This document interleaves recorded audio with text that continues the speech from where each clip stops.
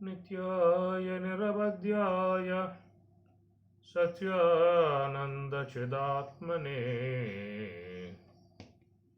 सर्वान्तरात्मने श्रीमद् वेङ्कटेशाय मङ्गलम्। वसुदेवसुतं देवं कंसचाणूरमर्दनं देवकी परमानन्दं कृष्णं वन्दे जगद्गुरुं कृष्णं वन्दे జగద్గురుం. ఉత్తర గీత 2వ అధ్యాయము. ఇడాచ వామనిశ్వాస సోమమండల గోచర పితృయానమితి జ్ఞేయం వామమాశ్రిత్య తిష్టతి దేహే తు పశ్చిమే భాగే వీణాదండాఖ్యదేహభృతు దీర్ఘాస్తి మూర్ధ్ని పర్యంతం బ్రహ్మదండీతి కద్యతే తస్యాంతే సుశిరం సూక్ష్మం బ్రహ్మనాడీతి సూరిభిః ఇడాపింగళయోర్మధ్యే సుషుమ్నా సూక్ష్మరూపిణి సర్వం ప్రతిష్ఠితం తస్మిన్ సర్వగం సర్వతో ముఖం సర్వగం సర్వతో ముఖం. దక్షిణే పింగళానాడి సూర్యమండల గోచర దేవయానమితి జ్ఞేయం పుణ్యకర్మానుసారిణి. ఇడానాడి పింగళానాడి అని ఇక్కడ స్వామివారు ఈ రెండింటి అంశాన్ని గురించి ప్రస్తావిస్తూ ఉన్నారు. ఇడా పింగళ అనే 2 నాడులు మనలో ప్రధానంగా ఉండేటువంటివి. కఠోపనిషత్తులో కూడా ఈ అంశాన్ని గురించి ప్రస్తావించడం జరుగుతుంది. సుషుమ్న నాడికి ప్రధానముగా ఉండేటువంటివి ఇడానాడి పింగళానాడి అనేటువంటివి. ఈ 2 నాడులకు అనుసంధానంగా ఉండేటువంటివి శతనాడులు, 100 నాడులు చెప్పారు. ఈ 100 నాడులకు ఆ తర్వాత ఉండేటువంటివి వేల కొలది నాడులు ఉంటాయని చెప్పేసి. ఈ విధముగా మన దేహం అంతా కూడా ఈ నాడీ మండలాలే. నాడులు, నాడి అన్నీ కూడా మరి శరీరంలో ఆయా భాగాలకు విస్తరించి ఉన్నటువంటి విధానము. భగవంతుని సృష్టి అత్యద్భుతము. ఆ పైనుంచి ఈ నాడీ మండలం అంతా కూడా నఖశిఖ పర్యంతం ఆయన గారు వ్యాప్తి చేసిన విధానము. ఏ నాడి పనిచేయదో ఆ అవయవం కుంటుపడుతుంది. మన శరీరములో అన్ని గోళకాలు, ఇంద్రియాలు సక్రమంగా పనిచేస్తున్నవి అని చెప్పనంటే నాడులు ఎంత సమర్థవంతంగా అవి తమ యొక్క కర్తవ్య నిష్ట కలిగి ఉన్నాయో మనకు అర్థమవుతుంది. ఏమరపాటు ఏమాత్రం ఉండదు వాటికి.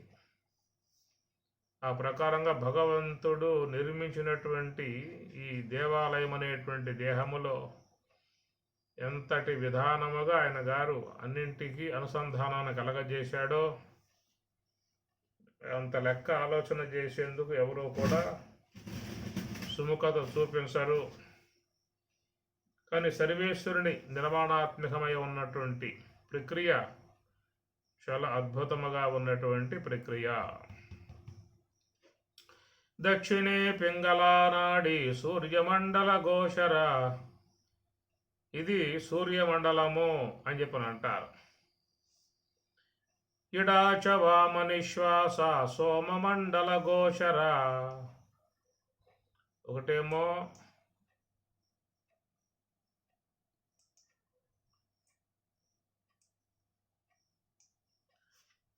మరి సూర్యమండలము, చంద్రమండలము అంటూ ఉన్నారు ఇక్కడ. ఎందుకంటే రెండే ప్రధానం, సూర్యుడు చంద్రుడు. చంద్రమండలము, సూర్యమండలము పదాలు వాడతారు.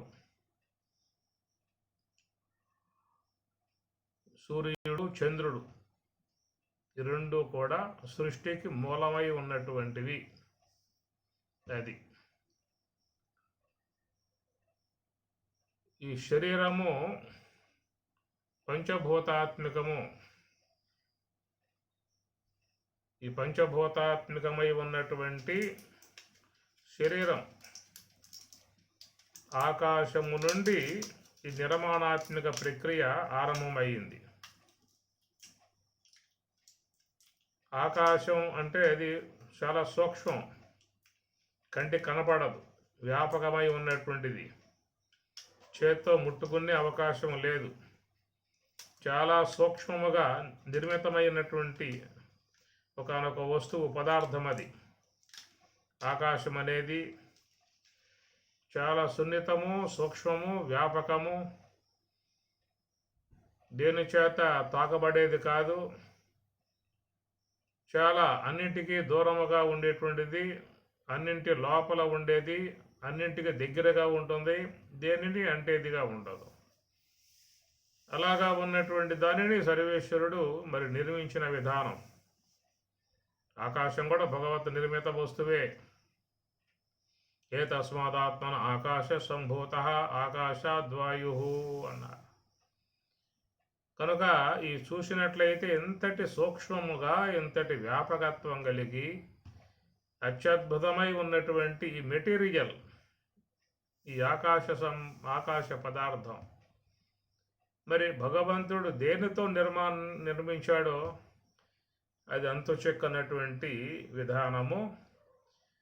కానీ వ్యాపకత్వమును పొందింపజేసి అన్నింటికీ కూడా చాలా సూక్ష్మముగా, అన్నింటికంటే కూడా చాలా సూక్ష్మముగా ఉండేట్లుగా ఆకాశ నిర్మాణం చేయటం అని చెప్పనంటే అది సర్వేశ్వరుని గొప్ప శక్తి. ఆకాశం గురించి మనం ఏ యొక్క అంచనాలు వేసే అవకాశాలు లేవు. పట్టుకుందామా చెక్కదు, తాకుదామా స్పృశించలేము, ఏమి చేసే అవకాశాలు లేవు. లేదందామా ఉన్నదందామా అదే యొక్క దానికి కూడా అందకుండగా ఉన్నది, అంత సూక్ష్మముగా ఉన్నటువంటిది. ఆ విధముగా సూక్ష్మ పదార్థాన్ని ముందుగా మరి సర్వేశ్వరుడు నిర్మించుకున్నటువంటిది, వ్యాపకత్వమును కలిగినటువంటిది. మరి ఆ ప్రకారంగా ఆకాశం అనబడేటువంటి ఆ అంశము నుండి ఈ జీవునికి ఉపకరించేటువంటి కొన్ని బాట్లను సర్వేశ్వరుడు నిర్మించాడు. ఆకాశం యొక్క అంశముతో కొన్ని నిర్మించాడు. ఈ జీవుడు జీవనయోగ్యంగా ఉండటానికి, వ్యవహారం చేసుకోవటానికి, తన మనుగడను సాగించుకోవటానికి, తన బ్రతుకుని బతకటానికి, ఈ లోక వ్యవహారం చేసుకోవటానికి అనుగుణ్యముగా ఉండేట్లుగా స్వామివారు ఆకాశము నిర్మాణం చేసి ఆకాశము నుండి కొన్ని పదార్థాలని నిర్మించాడు. ఆ ఆకాశము యొక్క విధానముగా ఏర్పడ్డటువంటివే మరి అంతఃకరణములుగా చెప్పేటువంటి మనస్సు, బుద్ధి, చిత్తము, అహంకారముగా చెప్పేటువంటివి. ఇవి ఆకాశాంశముతో స్వామి నిర్మాణం చేసుకున్న విధానము. ఆకాశ ద్రవ్యం, ఆ మెటీరియల్, దాని ద్వారా నిర్మాణం చేశాడు. మరి ఇవి అంతర ఇంద్రియములుగా పిలువబడుతూ ఉన్నాయి. ఎందుకంటే ఆకాశాంశం చాలా సూక్ష్మం కాబట్టి ఆ సూక్ష్మాతి సూక్ష్మమై ఉన్నటువంటి ఆకాశాంశం ద్వారా నిర్మింపబడ్డటువంటి ఈ అంతఃకరణ చతుష్టయము, మనస్సు, బుద్ధి, చిత్తము, అహంకారము అని. అయితే ఇవి ఆకాశము యొక్క మరి అంశమై ఉన్నప్పటికీ కూడా మిగతా భూతముల అంశములు వాటిల్లో చేరాయి కాబట్టి వాటిల్లో ఉదాహరణకొకటి తేడాలు కనబడతా ఉన్నాయి. అనగా మనస్సు చేసే పని వేరు, బుద్ధి చేసే పని వేరు, చిత్తము చేసే పని వేరు, అహంకారం చేసే పని వేరు. కానీ ఆకాశం మూలం మాత్రం ఆకాశమే. అయితే వాటిల్లో కొన్ని తేడాలు ఎందుకు వచ్చాయని చెప్పనంటే ఇతర భూతాల సంయోగం, ఇతర భూతాల అంశములు వాటిల్లో చేరటం కారణంగా మరి అంతఃకరణముగా లోపల చాలా సూక్ష్మాతి సూక్ష్మముగా ఉన్నటువంటి వాటిల్లో భేదత్వానికి హేతు అయినటువంటిది ఈ మిగతా భూతముల అంశములు వాటిల్లో ప్రవేశించి ఉండటం కారణముగా.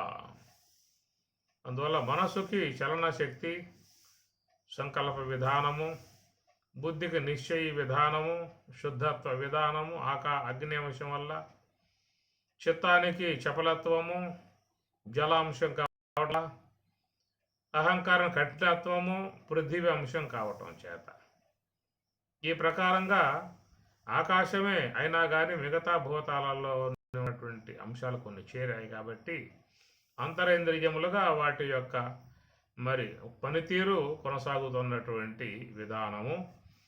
కాబట్టి ఈ జీవుడు మన ఏ యొక్క అవిద్య ఉపాధిగా ఉన్నటువంటి దానములో జీవుడుగా ఉన్నామో అంటే ఆ జీవునికి ఉపకరించేటువంటివిగా సర్వేశ్వరుడు నిర్మించినటువంటి విధానముగా భావించుకోవాల్సి ఉంటుంది. కనుక జీవుడికి జీవన యోగ్యముగా ఉండటానికి ఈ విధముగా ఆకాశము యొక్క పదార్థము నుంచి కొన్నింటిని నిర్మాణం చేసి వాడికి ప్రసాదించాడు. లోకంలో సర్వమానవులకి ఏర్పడ్డటువంటివే, ఒక్కనికే కాదు, ఒక్క జీవునికే కాదు. ఆయన చేసినటువంటి నిర్మితమై ఉన్నటువంటి యొక్క అంశములు విశ్వంలో ఎన్ని జీవులైతే కోటాను కోట్ల జీవులుగా ఉన్నటువంటి అందరికీ కూడా ఒకే తరహాగా నిర్మించబడి ఇచ్చినటువంటి విధానము అది ఆకాశ మెటీరియల్ ద్వారా చేశాడు. ఇక రెండో భూతానికి వస్తే జలం, వాయు. మరి వాయువు అనేది చలనత్వం కలిగి ఉన్నది. యత్ సంచరతి సవాయు. కాబట్టి చలనత్వము అనేది ఆకాశంలో లేదు, కానీ ఆకాశ కార్యముగా ఏర్పడ్డటువంటిదై ఉన్న వాయువునందు ఈ చలనత్వం అనేటువంటిది ఆపాదింపబడింది.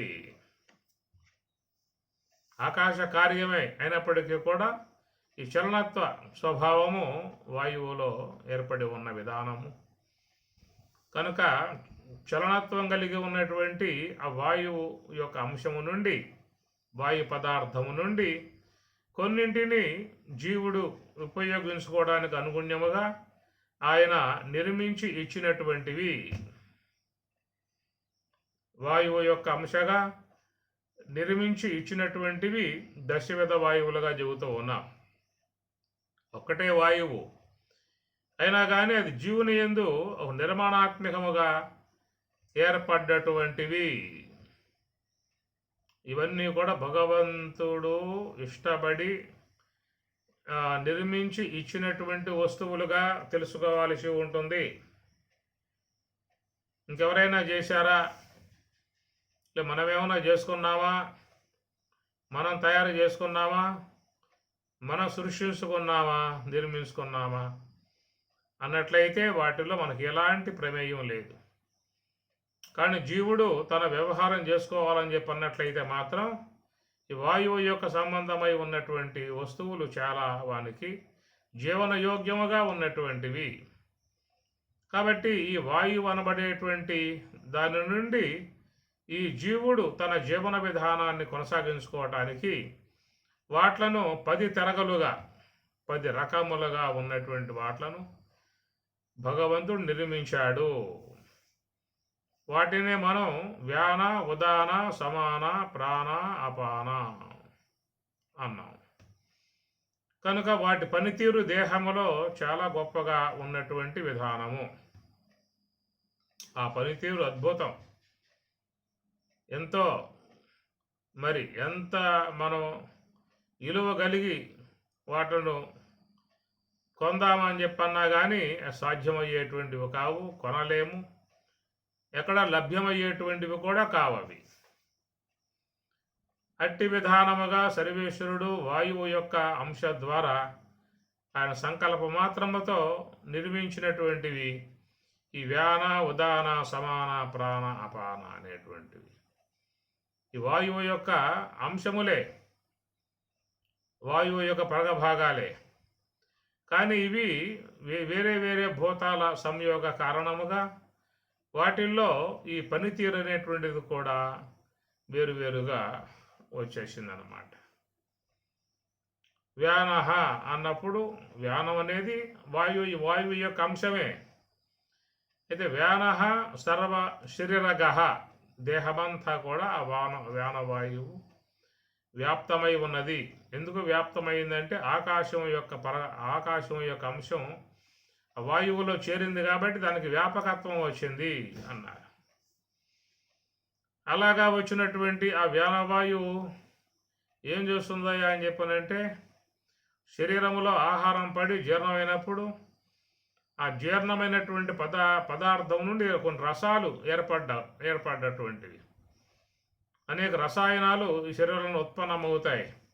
వాత, పిత్త, శ్లేష్మ, అట్లనే రక్తము, ఇతర అనేకమైనటువంటి ధాతువులు ఏర్పడ్డటువంటి యొక్క వాట్లను ఆయా నాడులలో ప్రవేశింపజేసి శరీరాన్ని ఎప్పటికప్పుడు సంరక్షణ చేసే విధానముగా శరీర నాడి మండలాలన్నింటినీ కూడా చక్కగా శుద్ధి చేసే విధానము, ఆయా పదార్థములు ఆ నాడి మండలాలకు పంపటము, ఇది ఒక అత్యద్భుతమైనటువంటి ఒక ప్రక్రియ అన్నమాట. ఇది సర్వేశ్వరుని సంకల్పం మాత్రంతో సాధ్యమయ్యే అంశమే తప్ప మనం దానిని పురస్కరించి చేయగలిగే విధానం మన దగ్గర లేదు. కనుక సర్వేశ్వరుడు ఆ విధముగా ఈ వ్యానము అనేటువంటి దాని ఆవశ్యకత మన దేహంలో ఎంత అవసరమైందో గమనించవచ్చు. అట్లనే వ్యాన ఉదానం అనేటువంటిది వాయువు యొక్క అర్ధ భాగముగా చెప్పేటువంటి అంశము. అది చాలా దేహంలో ఉపకరించేటువంటి అంశము. కంఠమునందు ఉన్నటువంటిది మనం మాట్లాడాలి అని చెప్పినన్నా, ఏదైనా బరువులు ఎత్తాలి అని చెప్పినన్నా అనేక పనులకు ఉపకరించేదిగా ఉండేట్లుగా దాన్ని అక్కడ పెట్టేశాడు. ఇక సమానము అనే దానిని కూడా సర్వేశ్వరుడు తన సంకల్ప మాత్రముతో నిర్మించాడు. అయితే ఆ సమానం చేసే పని ఏమిటని చెప్పానంటే, అది అగ్ని యొక్క అంశగా ఉన్నటువంటిది. అనగా వాయువు యొక్క పరగ భాగమే కావచ్చు. అగ్ని దాంట్లో అంశను ప్రవేశింపజేశాడు స్వామివారు.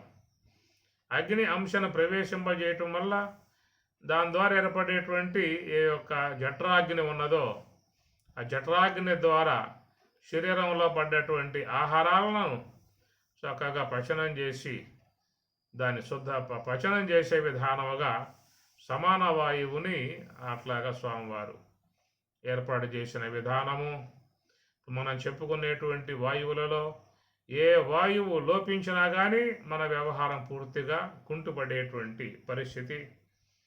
అట్లాగా ఈ సమాన వాయువు అనేటువంటిది ఎప్పటికప్పుడు అది ఆరిపోకుండా అగ్నిగా మండుతూ నిత్యాగ్నిహోత్రుడుగా మండుతూ లోన పడేటువంటి అన్ని పదార్థాలను కూడా స్వాహా చేస్తూ దాన్ని జీర్ణపరుస్తూ పరిపక్వం చేస్తూ ఉండే విధానముగా ఆ సమాన వాయువుని సమాన నాభిదేశస్థ అన్నది అమరకోశం. కాబట్టి నాభిదేశమునందు ఆ సమాన వాయువు ఉండి లోన పడ్డటువంటి ప్రతి పదార్థాన్ని అది జీర్ణం చేసేటువంటి విధానమే. అయితే నువ్వు సాత్విక సంబంధమై ఉన్న ఆహారం పడేస్తున్నావో, రాజసిక సంబంధమై ఉన్న ఆహారం పడేస్తున్నావో, తామసిక సంబంధమై ఉన్న ఆహారం పడేస్తున్నావో, అది దేది కూడా దానికి పట్టింది కాదు. నువ్వు ఏది పడేసినా పచనం చేయటమే. ఏమి అగ్ని సర్వభక్షకుడు అంటారు. అన్నింటినీ కూడా భస్మం చేసే విధానమే. అయితే వాటి ఫలితాలు ఆ జీవుడు తర్వాత అనుభవించాల్సిన పరిస్థితి ఏర్పడుతుంది. కానీ ఈ శరీరంలో పడ్డటువంటి ఏ పదార్థమైనప్పటికీ కూడా దాన్ని జఠరాగ్నిగా ఉండి ఆయన గారు మరి స్వామి చెప్పినట్లు పచామ్యన్నం చతుర్విధం అహం వైశ్వ నరోభూత అన్నారు. మొత్తం కూడా సర్వం సహా స్వాహ. ఎందుకంటే ఒక్కొక్క ప్రాణి ఒక్కొక్క రకమైన ఆహారం భుజిస్తూ ఉన్నది. ఎన్నో ఉన్నాయి ప్రాణులు. అన్ని ప్రాణులలో కూడా జఠరాగ్ని మండుతూనే ఉన్నది. ఆ మండేటువంటి యొక్క అగ్నిలో ఏ జీవికి తనకు ఆహారంగా మరి సన్నిహితంగా ఉంటుందో అట్టి ఆహారాలను అవన్నీ కూడా పడేస్తూ ఉన్నాయి. ఏది పడ్డా కానీ ఆ జఠరాగ్నియకు అగ్నిహోత్రుడు అన్నిటినీ కూడా తనలో స్వాహా చేసుకుంటూ ఉన్న విధానముగా మరి ఆ సమాన వాయువు ఆ నాభి దేశమునందు ఉండి మనం స్వీకరించేటువంటి పదార్థాలని అది పచనం చేసే విధానము. కొంతమంది అగ్ని మాంద్యము అనేది చెబుతూ ఉంటారు. అగ్ని మాంద్యం వచ్చిందంటే వాళ్ళకి మరి ఆకలి సరిగ్గా కాదు, జీర్ణం కాదు, పులిదేపులు వస్తూ ఉంటాయి కనుక పైకి తన్నుతూ ఉంటుంది ఆహారం, ఆ గ్యాసు. ఈ ప్రకారంగా చాలా ఇబ్బంది పడే పరిస్థితులు ఏర్పడుతూ ఉంటాయి. దురబ్బరప్రాయముగా ఉండేటువంటి విధానము కనుక ఎంత విధానముగా ప్రతి శరీరములో అగ్నిహోత్రుడు మండాలో ఆ విధముగా మండితేనే మరి వాళ్లకు మంచిగా ఆహారం పచనమై మంచి శక్తి అనేటువంటి సంపాదించుకునే అవకాశం ఏర్పడుతుంది. అలాంటి ఆ విధానముగా చేయటానికి సర్వేశ్వరుడు మంచిగా ఏర్పాటు చేసినటువంటి యొక్క అంశము సమానాగ్ని, సమానము అని చెప్పని. ఆ తర్వాత మరి ఆ జలాంశముగా ఏర్పడేటువంటి ఒక ప్రాణశక్తి అన్నారు. కాబట్టి ఆ ప్రాణశక్తిని జలము యొక్క అంశంతో స్వామివారు దాన్ని సిద్ధం చేశారు. కాబట్టి ప్రాణం అనేటువంటిది నీటి యొక్క ఆధారముగా ఉంటుంది. కాబట్టి నీరు ఎప్పటికప్పుడు శరీరంలో పోస్తూ ఉంటేనే ప్రాణం నిలబడే అవకాశం ఉంటుంది. మరి అట్టి విధానములుగా మరి నిర్మించినటువంటి యొక్క వస్తువు ప్రాణవాయువు. తర్వాత అపానం అనేది కూడా అది వాయువు యొక్క పరక భాగంగా ఉన్నప్పటికీ కూడా పృథివీ అంశ దాని యందు ప్రవేశింపజేసి దాని ద్వారా అనేక కార్యాలు చేస్తున్నటువంటి విధానము.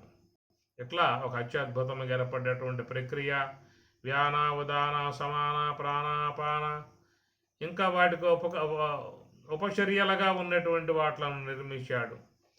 కూర్మ, నాగ, కూర్మ, కృకర, దేవదత్త, ధనంజయ అనేటువంటివి కూడా మరి ఉపవాయువులుగా మన శరీరంలో పనిచేస్తున్నటువంటి విధానం. మనం ఎప్పుడూ కూడా వీటి గురించి తెలుసుకున్నది లేదు, విచారించుకున్నది లేదు, ఆ పనితీరు ఎప్పుడు మనం గమనించింది లేదు. మన పాటికి మనం ఏదో జీవనం చేసుకోబోతూ ఉన్నాం.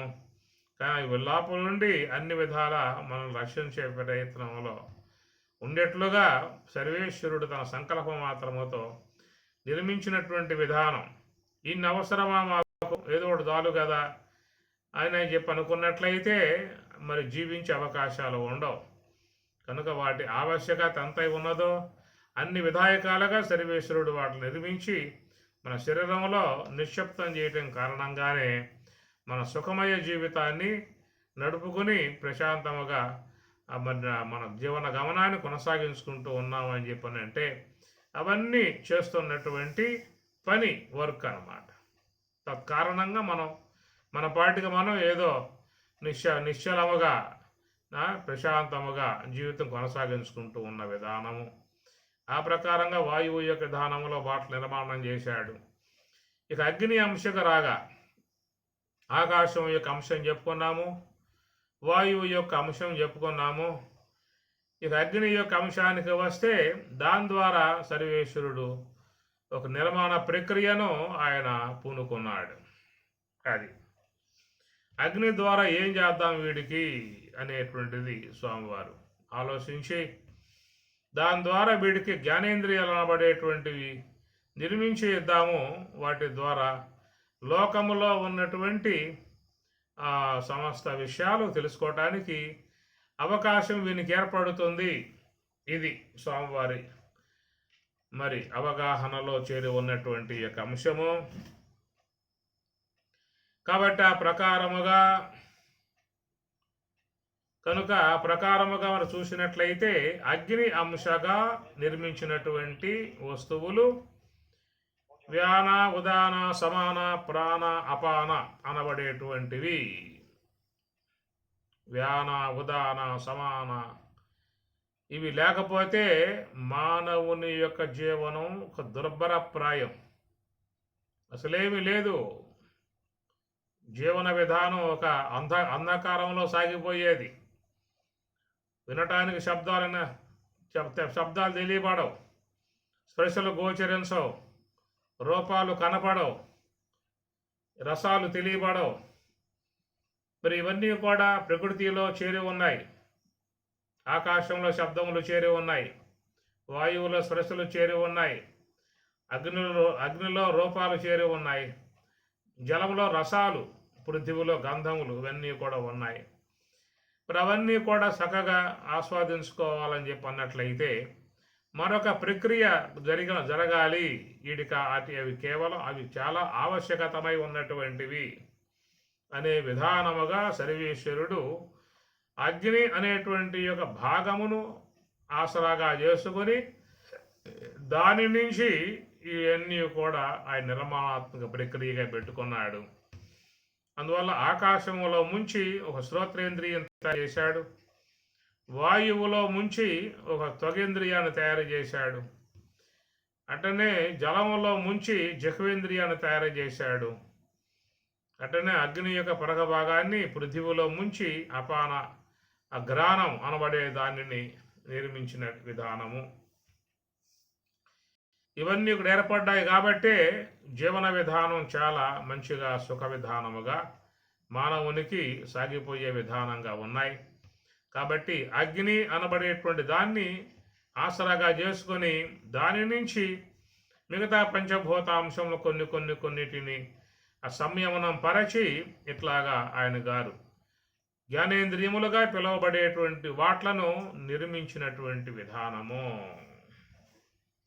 ఒకవేళ ప్రక్రియ జరిగి ఉండకపోయినట్లయితే ఒక చెట్టులాగా, పుట్టలాగా, రాయిలాగా ఉండిపోవటమే తప్ప ఇంత స్పష్టముగా అన్నిటినీ కూడా తెలుసుకునే అవకాశం అనేటువంటిది ఉండేది కాదు.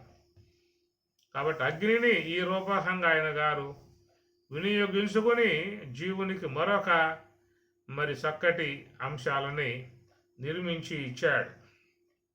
ఇక తర్వాత కొంచెం కిందకు వచ్చినట్లయితే ఇక ఏముందా, జలం. కాబట్టి జల భాగాన్ని కూడా విభజించుకున్నాడు. జల భాగాన్ని విభజించుకొని మిగతా భూతాలతో సంయోగాన్ని పొందింపజేసుకొని ఈ గుణములు అనబడేటువంటి వాట్లను ఆయన నిర్మించి పెట్టాడు. వాటిని గుణములు అని చెప్పి అన్నారు, తెలియబడేటువంటివిగా ఉన్నటువంటివి. అందువల్ల మరి ఈ యొక్క జలం యొక్క వాటిల్లో ఒక పరక భాగాన్ని ఆకాశముతో జోడించి దాని శబ్దముగా తయారు చేశాడు. మరొక పరక భాగాన్ని వాయువుతో జోడించి స్పర్శగా తయారు చేశాడు. మరొక పరక భాగాన్ని జలముతో జోడించి జిహ్వ అనే రసమనబడేటువంటి అంశాన్ని తయారు చేశాడు. మరొక అంశమును పృథివితో జోడించి గంధం అనేటువంటి దాన్ని తయారు చేశాడు. కాబట్టి 5 కూడా మరి పంచభూతముల యందు నిక్షిప్తమై ఉన్నటువంటివి. అవన్నీ కూడా ఆయా భూతముల యందు ఈ శబ్ద, స్పర్శ, రూప, రస, గంధ అనబడేటువంటివన్నీ కూడా నిక్షిప్తం చేయబడ్డాయి. ఈ పంచభూతములు మెటీరియల్ మూలకాలు, మూల పదార్థాలుగా ఉండగా వాటి యందు వీటిని ప్రవేశింపజేశాడు. కాబట్టి ఈ శబ్దం అనేటువంటిది ఆకాశ గుణముగా, స్పర్శ అనేది వాయు గుణముగా, రూపం అనేది అగ్ని గుణముగా, మరి జలమనేది రసగుణముగా, ఈ ప్రకారముగా అన్నీ కూడా ఆ గుణాలతో సంతరించుకునే విధానముగా ఏర్పాటు చేయబడ్డటువంటివి. అందుకే మీకు చూస్తే మొత్తం కూడా ఐదే ఉంటాయి. ఎందువల్లంటే మరి ఆ పంచభూతములు కాబట్టి ఆ పంచభూతముల అంశములతో చేరందే ఏర్పడే అవకాశం కాదు. కాబట్టి ఆకాశం యొక్క సంబంధమై ఉన్న అంశాలు మిగతా భూతాలలో కలవాలి. అగ్ని సంబంధమై ఉన్న అంశములు మిగతా భూతాలలో సంయోగం చెందాలి. అట్లనే జల సంబంధమై ఉన్నటువంటి యొక్క అంశములు వేరే భూతాలతో సంయోగాన్ని పొందాలి. ఇలాగా చూసినట్లయితే మనకు అనూహ్యముగా ఉన్నటువంటి అంశము మన ఏది కూడా మన యొక్క సంకల్పం మాత్రం నిర్మాణం చేయబడేటువంటివి కావు. ఇవన్నీ కూడా సర్వేశ్వరుడు మరి పంచభూత అంశాలని ఆసరాగా చేసుకుని నిర్మించి మరి సకల జీవులకు ఇచ్చినటువంటి విధానము సమానం అన్నమాట. సకల జీవులకు సమానం. ఒక మానవునికి మాత్రమే ఇచ్చాడని చెప్పని కాదు, విశ్వంలో అన్ని జీవులకు కూడా ఆయన సమానముగానే ఈ పంచిపెట్టినటువంటి విధానము. తన యొక్క ప్రక్రియ ఏకదేశీయము కాదు, సర్వదేశీయము సర్వకాలీయముగా ఏర్పడేటువంటివి. కాబట్టి ఈ ప్రకారముగా వాయువుని జలాన్ని ఈ రూపకముగా ఒక నిర్మాణాత్మక విధానాలుగా నిర్మించి ఏర్పాటు చేసిన విధానము. ఇక పృథివీ వద్దకు వచ్చినట్లయితే మరి పృథివీ యొక్క భాగాలు కూడా వేరే వాటిలో సంయోగాన్ని పొందింపజేసి అనేక వస్తువులుగా ఆయన నిర్మించిన విధానము. అందువల్ల పృథివీ యొక్క అంశాన్ని ఆకాశాంశముతో కలిపి ఆయన వాక్కు అనేటువంటి దానిని నిర్మించిన విధానం. అదే ప్రకారం పృథివీ యొక్క అంశమును వాయువు యొక్క అంశతో జతపరచి పాణి అనేటువంటి అంశాన్ని ఆయన తయారు చేసిన విధానం.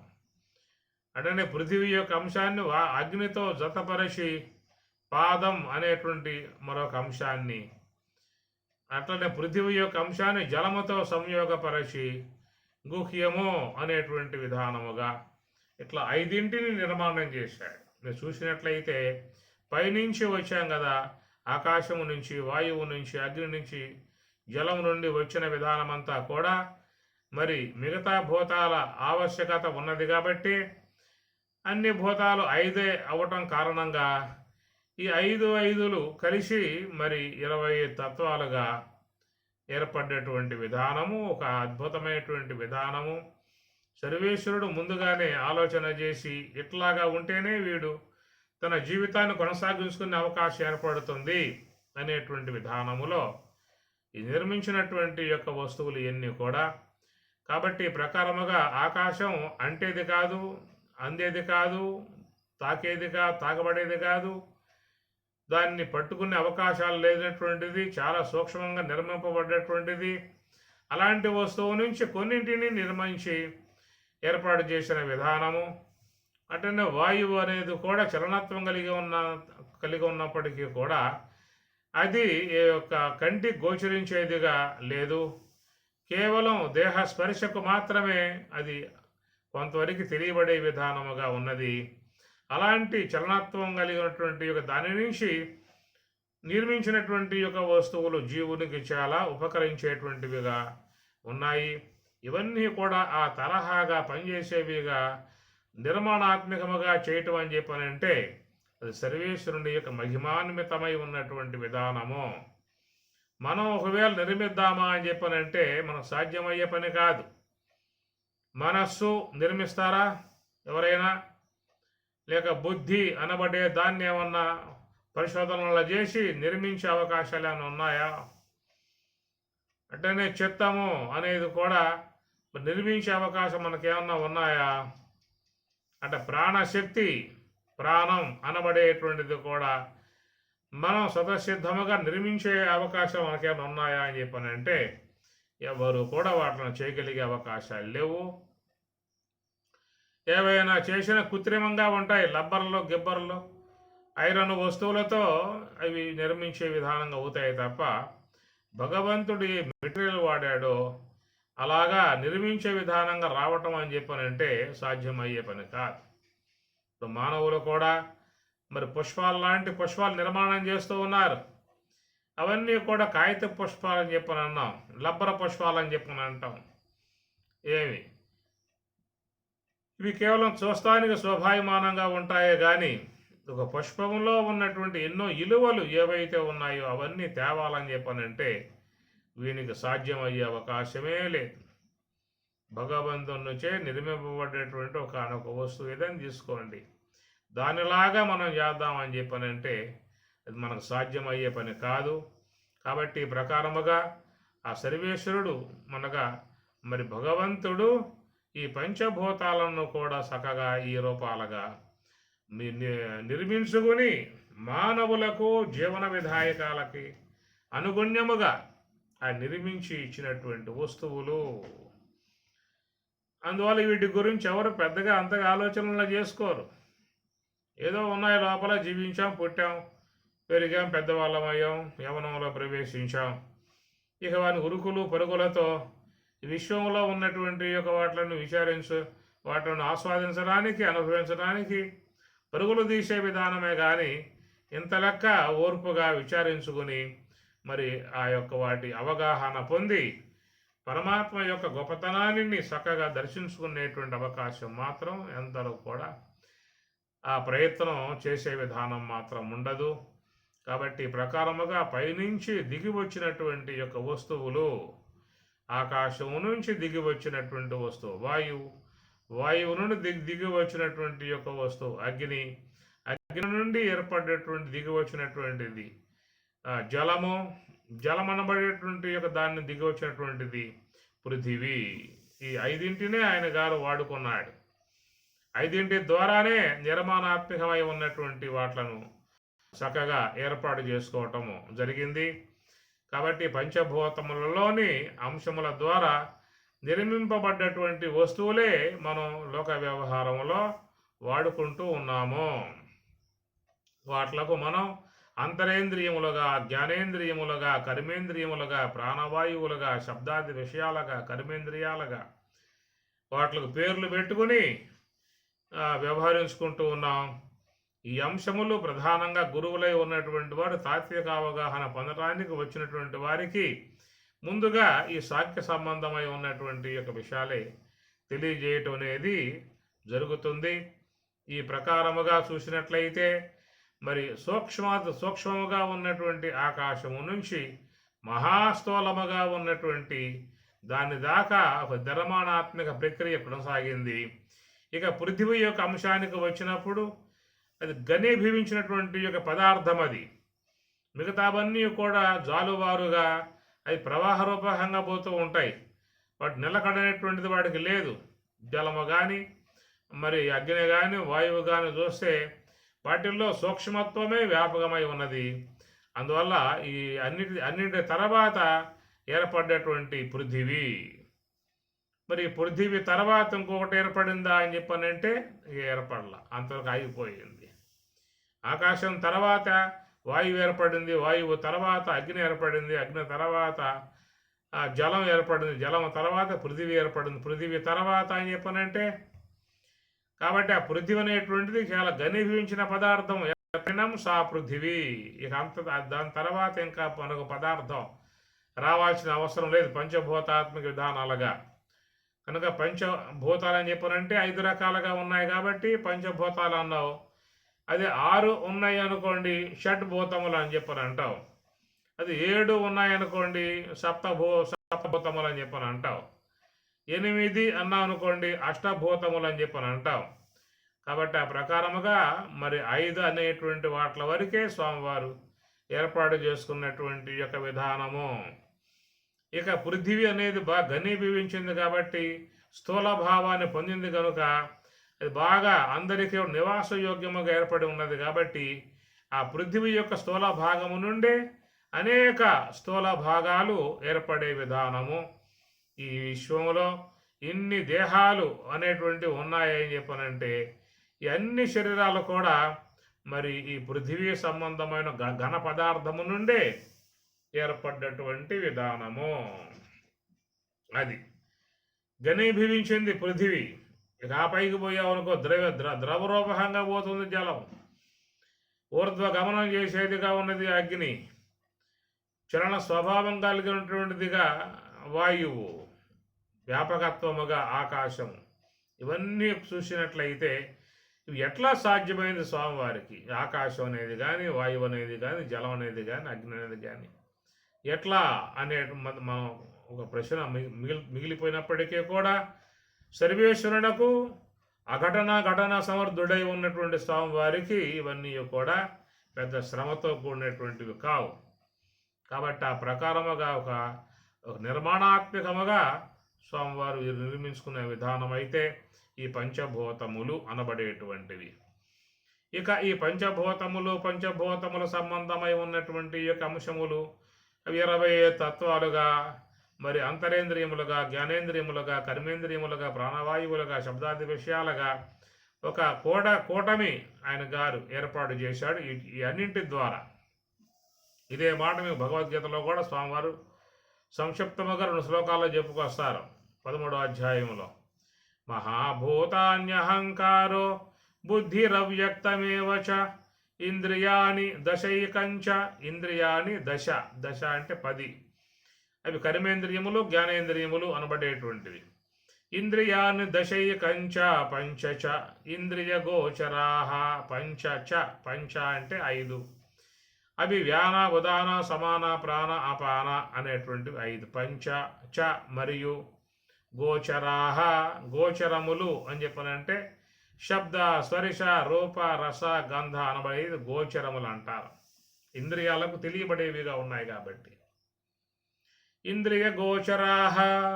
ఇక లోపలికి పోతే ఇచ్ఛా, ద్వేషం, సుఖం, దుఃఖం, సంఘాత, చేతన, ధృతి ఏతత్తు క్షేత్రం. ఇది మొత్తం కూడా కలిపి క్షేత్రముగా చెప్పినటువంటి యొక్క మాట కనుక ఈ ప్రకారముగా మరి సకల జీవులకి కూడా తమ తమ వ్యవహారములు చేసుకోవటానికి అనుగుణ్యముగా ఉండే విధానముగా సర్వేశ్వరుడు ఒక నిర్మించి ఇచ్చినటువంటి 5 భూతముల నుంచి నిర్మించినటువంటి విధానము. ఇకపోతే ఇక్కడ చెప్పుకున్నట్లుగా మరి సూర్యమండల గోచర, సోమమండల గోచర 2 ఉన్నాయి అక్కడ. సూర్యుడు, చంద్రుడు 2 ఉన్నారు. మళ్ళా ఈ పంచభూతములే కాకుండా సూర్యుడు, చంద్రుడు అనబడేటువంటి మరి వీళ్ళ యొక్క పాత్ర ఏమిటి? సర్వేశ్వరుడు ఈ రెండింటినీ కూడా మరి ఏ యొక్క విధానము నుంచి మానవుల విధానంలో నిర్మించిన వస్తువులుగా ఉన్నాయి అని చెప్పని చూసినట్లయితే ఈ విశ్వంలో సమస్త జీవకోటి ఉత్పన్నం కావటానికి అనుగుణ్యముగా ఉపకరించేటువంటివి సూర్యమండలము, చంద్రమండలము అన్నారు. చంద్రమండలము, సోమమండలము, చంద్రుడు, సూర్యుడు.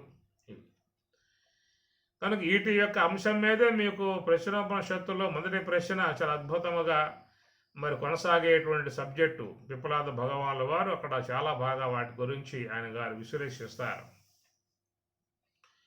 ఇట్లాగా మరి ఈ సూర్య చంద్రుల గురించి మనకి అనేక గ్రంథాలలో కూడా ప్రస్తావనలు మరి మహాత్ములు ఇచ్చినటువంటి విధానమే అది. అగ్నిర్జ్యోతి అహ శుక్ల షణ్మాసా ఉత్తరాయణం తత్ర ప్రయాత గచ్చంతి బ్రహ్మ విదో జనా అనేది సూర్యమండలము అనబడేటువంటి అంశముగా పోల్చి చెప్పిన మాట. ధూమః రాత్రి తదా కృష్ణ షణ్మాసా దక్షిణాయనం తత్ర చాంద్రమసం జ్యోతి యోగి ప్రాప్య నివర్తతే. ఇది చాంద్ర సంబంధమై చాంద్రమసం ఒక చంద్ర సంబంధము అన్నారు. అదేమో సూర్య సంబంధము, ఇది చంద్ర సంబంధము. ఈ రెండింటి యొక్క అంశాన్ని స్వామివారు భగవద్గీతలో మరొక కొత్త కోణములో వాటిని నడిపించిన విధానం.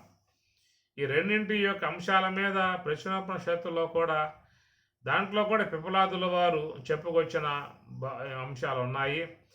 మరి వాటిని ఆధారంగా చేసుకునే కృష్ణ పరమాత్మల వారు మనకందరికీ కూడా సులభముగా తెల్లగా అర్థం కావటానికి విడదీసి ఆ సూర్యుడు, చంద్రుడు 2 అన్నమాట. కనుక ఉత్తరాయణము, దక్షిణాలుగా పేరు పెట్టి ఈ ప్రకారంగా చాంద్ర సంబంధము, సూర్య సంబంధములుగా ఈ రెండింటి యొక్క విధానాలను మనకు భగవద్గీత పరమాత్మ మరి చక్కగా ఆ విషయాలను మనకు భగవద్గీత అక్షర పరబ్రహ్మ యోగములో చాలా చక్కగా వివరించిన విధానం. వీటి మీద చెప్పుకోవాలని చెప్పనంటే చాలా సమయం తీసుకునే పరిస్థితి కూడా ఉన్నది. అయితే ఈ రెండు ఏమిటని చెప్పనంటే సూర్య సంబంధము, చంద్ర సంబంధము అనేటువంటి అర్థం అన్నమాట. ఈ రెండు మన జీవన విధానములో చాలా గొప్ప స్థానములు కలిగి ఉన్నాయి. అది చంద్ర సంబంధముగా పదార్థము, సూర్య సంబంధముగా ప్రాణము, ఈ రెండు ఏర్పడుతూ ఉన్నాయి. ఈ భౌతికముగా ఉన్నటువంటి పదార్థాలు ఏర్పడాలని చెప్పన్నట్లయితే సూర్యచంద్రుల యొక్క ఆవశ్యకత చాలా ఉన్నది. సర్వేశ్వరుడు మరి ఈ సూర్యచంద్రులను చక్కగా ఏర్పాటు చేశాడు. స్వప్రకాశముగా ఉండే విధానముగా సూర్యుడు, అప్రకాశముగా ఉండే విధానముగా చంద్రుడు, భూమి, రెండు కూడా ఇరు గ్రహములే. ఈ రెండు కూడా ప్రకాశించేది సూర్యుని వల్లే ప్రకాశిస్తూ ఉన్నాయి. సూర్య కిరణములు చంద్రుడి మీద పడి పరావర్తనం చెంది అవి తిరిగి రిఫ్లెక్ట్ అయ్యి మరి భూమి మీద పడ్డప్పుడు వాటిని మనం వెన్నెల అని చెప్పి అంటూ ఉన్నాం. భూమి మీద మనం చూస్తూ ఉంటాం కదా, వెన్నెల కురుస్తూ ఉన్నది, ఆ పిండి వెన్నెల అని చెప్పని అంటూ ఉంటారు. అదొక అద్భుతమైనటువంటి విధానము. మరి సర్వేశ్వరుడు ఎంత గొప్పగా ఆయన నిర్మాణ విధానములో చేసుకొచ్చాడో మనకు అర్థమవుతుంది.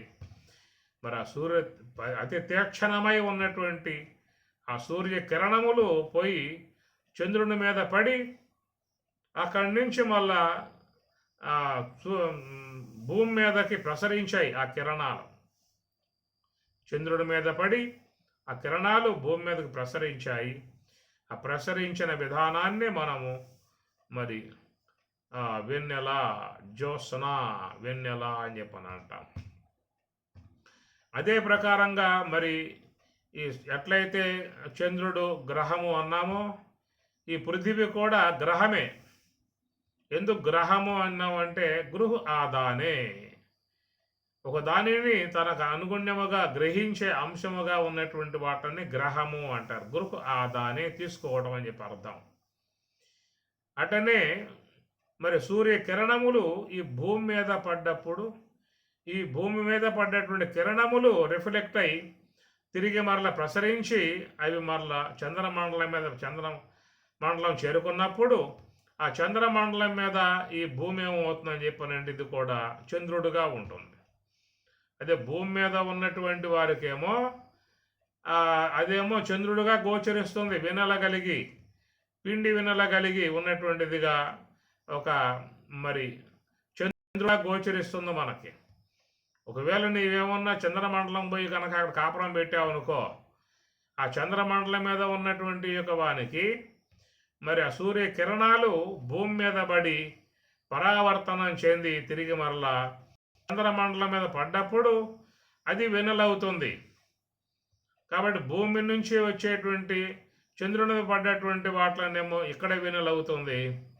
సూర్యుని కిరణాలు చంద్రుని మీద పడి అవి మళ్ళీ పరావర్తనం భూమి మీదకు వస్తే అవి మళ్ళీ వెన్నెలవుతుంది. కనుక రెండు కూడా ప్రకాశమానముగా ఉన్నటువంటివి. ఈ చంద్రుడి మీద పడ్డటువంటి ఆ కిరణములు పరావర్తనం చెంది వెన్నెలగా రావటంతో దానిని అమృతము అన్నారు. చంద్రుని ద్వారా వచ్చేటువంటి వాటను అమృతము అని చెప్పని అంటారు. అంటే అమృత కిరణాలతో ఈ భూమి మీద ఉన్నటువంటి ఓషధులు చక్కగా మరి ప్రాణం పోసుకుంటూ ఉన్నాయి. ఏపుగా పెరగాలని చెప్పనంటే మరి ఇవన్నీ కూడా విధముగా తీసుకోవాల్సి ఉంటుంది. ఈ విషయాలు చూసినట్లయితే మీకు పురుషోత్తమ ప్రాప్తి యోగములో స్వామివారు చాలా మంచిగా అక్కడ చెప్పుకొచ్చే విధానం ఉన్నది. అది పురుషోత్తమ ప్రాప్తి యోగంలోకి పోగలిగితే అక్కడ మీకు ఎంత అద్భుతముగా స్వామివారు సూర్యచంద్రుల యొక్క వాటి కిరణములు ఎంత చక్కగా ప్రసరిస్తూ ఉన్నాయో, వాటి ఉపయోగాలు ఏమిటో అవన్నీ కూడా మీకు అక్కడ స్వామివారు చెప్పుకొస్తారు. అది పురుషోత్తమ ప్రాప్తి యోగంలోకి పోవాల్సి ఉంటుందన్నమాట. యదాదిత్య గతం తేజ జగద్భాసయేతేఖిలం యచ్చంద్రమసి అచ్చాగ్నౌ తత్తేజో విద్యమామకం గాం ఆవిశ్య చ భూతాని ధారయామి అహం ఓజస పుష్ణామి సౌషధీ సర్వాః సోమః భూత్వా రసాత్మకః. సోమః చంద్రుడు రసాత్మకః, రసాత్మకమై ఉన్నటువంటి యొక్క చంద్రుడు మరి ఈ గాం ఈ భూమిని ప్రవేశించి ధారయామి అహం ఓజసాహ ఓజసాహ ఓజస్సులను ధారయామి ధరిస్తూ ఉన్నాను అని చెప్పని అంటాడు. కాబట్టి ఈ ప్రకారముగా చంద్రుడు సూర్యుడు ఇరువురు కూడా మరి మనం ఈనాడు ఈ విశ్వంలో అనేక జీవకోటి ఏర్పడుతుంది అని చెప్పనంటే ఈ రెండే కారణం. అది ఇందాకేం చెప్పుకున్నాము, ఆకాశము, వాయువు, అగ్ని, జలము, పృథివీ వాటి ద్వారా ఏర్పడ్డటువంటి ఏమిటి జీవులు వ్యవహారం చేసుకోవటానికి యోగ్యముగా ఉండేట్లుగా ఒక అంతరేంద్రియములుగా మనస్సు, బుద్ధి, చిత్తము, అహంకారం, ఆకాశ మెటీరియల్ ఆకాశ పదార్థం ద్వారా నిర్మించిన విధానము. అంటే దేహాన్ని శుద్ధం చేయటానికి ఎప్పుడు కూడా పవిత్రముగా ఉంచటానికి వాయువు యొక్క విధానములో వ్యాన ఉదాన సమాన ప్రాణాపానములు ఇవన్నీ అటనే విశ్వంలో ఉన్నటువంటి యొక్క వాటిని తెలుసుకోవటానికి అనుగుణ్యముగా ఏర్పడ్డటువంటి జ్ఞానేంద్రియములుగా శ్రోత్ర, త్వక్కు, చక్షు, జిహ్వ, ఘ్రాణం అనేటువంటివి. ఈ ప్రకారముగా 20 తత్వాలుగా ఈ దేహం వ్యవహారానికి అనుగుణ్యముగా ఉండేట్లుగా నిర్మాణాత్మకముగా వచ్చినటువంటివి ఈ పంచభూత అంశములైతే, ఇక ఆ తర్వాత ఈ రెండు ఏవైతే చంద్రుడు సూర్యుడుగా మనకి ఈ విశ్వంలో కనబడుతూ ఉన్నారో ఈ ఇద్దరి ద్వారానే సకల జీవుల యొక్క నిర్మాణ ప్రక్రియ కొనసాగుతున్నది. అది సూర్యుని యొక్క విధానము నుంచేమో ప్రాణశక్తి, చంద్రుని యొక్క విధానము నుంచేమో పదార్థము రెండు ఏర్పడుతూ ఉన్నాయి. ఈ రెండు కూడా దానం ఏంటని చెప్పానంటే పురుషుని యొక్క దేహమునందేమో సూర్యకిరణములు, స్త్రీ యొక్క దేహమునందేమో చంద్రకిరణములు రెండు ఉన్నాయన్నమాట. కనుక సూర్యుని ద్వారానేమో పురుషుని యొక్క దేహమునందు ప్రాణశక్తిగా జీవ కణములు, స్త్రీ దేహమునందు చంద్రుని యొక్క విధానము నుంచి పదార్థముగా సోమో భూత్వ రసాత్మక అన్నట్లుగా ఆయన రసాత్మకముగా స్త్రీ దేహమునందు ఒక పదార్థ అంశాన్ని నిర్మించే విధానము. కనుక ఈ పురుషుడు దేహములు ఏర్పడ్డటువంటి ఈ జీవ కణములు ప్రాణశక్తి, స్త్రీ దేహములు ఏర్పడ్డటువంటి చంద్రుని ద్వారా ఏర్పడ్డటువంటి పదార్థ శక్తి, ఈ రెండింటి కలయికే విశ్వములో జీవజాల ఉత్పత్తి. అనేక జీవులు అసంఖ్యాకములుగా విశ్వములో వెలువడుతూ ఉన్నాయి. ఎప్పుడు నిరంతరముగా ఒక ప్రవాహం, జీవ ప్రవాహం, కొన్ని లక్షల కోట్ల జీవులు ఆ ప్రకారంగా విశ్వంలోకి వచ్చేస్తూ ఉన్నాయి. కాబట్టి ఈనాడు మానవ సముదాయం కూడా ఈ నామరూపాత్మక దేహములుగా ఏర్పడ్డాయని చెప్పానంటే ఆ రెండింటికి మూల కారణం ఎవరని చెప్పానంటే సూర్యుడు, చంద్రుడు, ఈ రెండు అన్నమాట. ఇక చేతనాత్మక వస్తువుగా చూసినట్లయితే బ్రహ్మము, ఆ బ్రహ్మం అనేది ఒక దాని ద్వారా ఏర్పడేటువంటిది కాదు, స్వతసిద్ధముగా ఉన్నటువంటిది, సత్తా మాత్రమై ఉన్నటువంటిది, సర్వాధిష్టానమై ఉన్నటువంటిది, సప్రకాశము, చేతనాత్మకము, ఆనందాత్మకముగా ఉన్నటువంటిది, దాంట్లో ఏ కదలికలు లేకుండా ఉన్నటువంటిది, సమస్త జగత్తుకి అధిష్టానముగా ఉన్నటువంటిది, అంతటా వ్యాపకమై ఉన్నటువంటి యొక్క బ్రహ్మము ప్రతి ఒక్క జీవియందు ప్రత్యేగాత్మ, ఆ ప్రత్యేగాత్మయే అవిద్య విశేషణం కారణంగా జీవభావాన్ని పొంది ఉన్న విధానము. అంటే ఆ జీవభావాన్ని పొంది ఉన్నటువంటి యొక్క జీవునికి వ్యవహార యోగ్యముగా ఉండటానికై సర్వేశ్వరుడు ఆకాశము ద్వారా కొన్నింటిని, వాయువు ద్వారా కొన్నింటిని, అగ్ని ద్వారా కొన్నింటిని, వాయువు ద్వారా కొన్నింటిని, ఆకాశం ద్వారా, జలం ద్వారా, పృథివీ ద్వారా కొన్నింటిని ఇట్లాగే ఏర్పాటు చేసి వ్యవహార దక్షతకు అనుగుణ్యముగా ఉండేట్లుగా చేశాడు. అయితే విశ్వంలో జీవజాలాలు, జీవ ఉత్పత్తులు, శరీర ఉత్పత్తులు కావాలని చెప్పనంటే మాత్రం వాటికి చంద్రుడు, సూర్యుణ్ణి సర్వేశ్వరుడు ఉపయుక్తముగా చేసుకుని చంద్రకిరణాల ద్వారా పదార్థము, సూర్యకిరణాల ద్వారా ప్రాణము, ఇట్లా పురుష దేహమునందు ప్రాణశక్తిని, జీవశక్తిని, జీవకణాలని, స్త్రీ దేహమునందు పదార్థ శక్తిని ఏర్పాటు చేసి ఈ రెండు కూడా కలవటానికి అనుగుణ్యముగా ఒక శక్తి, ఇరువురు ఎందు కూడా ఒక ఆకర్షణాత్మకముగా ఏర్పాటు చేసిన విధానం. ఈ రెండు కలవాలి, కలిస్తేనే జీవోత్పత్తి కలిగే విధానం ఉంటుంది. ఆ కలవటానికి కలిగినటువంటి తొందరతనం సర్వేశ్వరుని యొక్క సంకల్పం మాత్రమే. కాబట్టి ప్రకారముగా విశ్వంలో ఈ రెండు, చంద్రుడు, సూర్యుడు కలుస్తూ ఉంటారు. దాని ద్వారా అనేక జీవ పదార్థాలు ఏర్పడుతూ ఉంటాయి. కనుక ఈ విశ్వములో సర్వేశ్వరుడు ఈ రూపకంగా వీటి ద్వారా నిర్మాణాత్మక విధానముగా మరి చేసుకొస్తున్నటువంటి విధానము ఇక్కడ కూడా చూసినట్లయితే, మరి దక్షిణే పింగళా నాడి సూర్యమండల గోచర దేవయానం ఇతి జ్ఞేయం పుణ్యకర్మానుసారిణి. ఇది కేవలం సూర్య సంబంధమై ఉన్నటువంటి యొక్క అంశము. ఇడాచ వామ నిశ్వాస సోమమండల గోచర పితృయానం ఇతి జ్ఞేయం వామమాశ్రిత్య తిష్టతి. ఇది కేవలం సోమమండల గోచర, సోమమండలము, సూర్యమండలము అనేటువంటి రెండు కూడా విశ్వములో మరి ఈ జీవులు ఏర్పడటానికి అనుగుణ్యముగా ఉన్నటువంటి ప్రక్రియ వాటి ద్వారానే కలుగుతున్నది. ఓం సహనా భవతు సహనౌ భునక్తు సహ వీర్యం కరవావహై తేజస్వినావధీతమస్తు మా విద్విషావహై. ఓం శాంతి శాంతి శాంతి. హరి ఓం తత్సతు. శ్రీ గురుభ్యో నమః. హరి ఓం.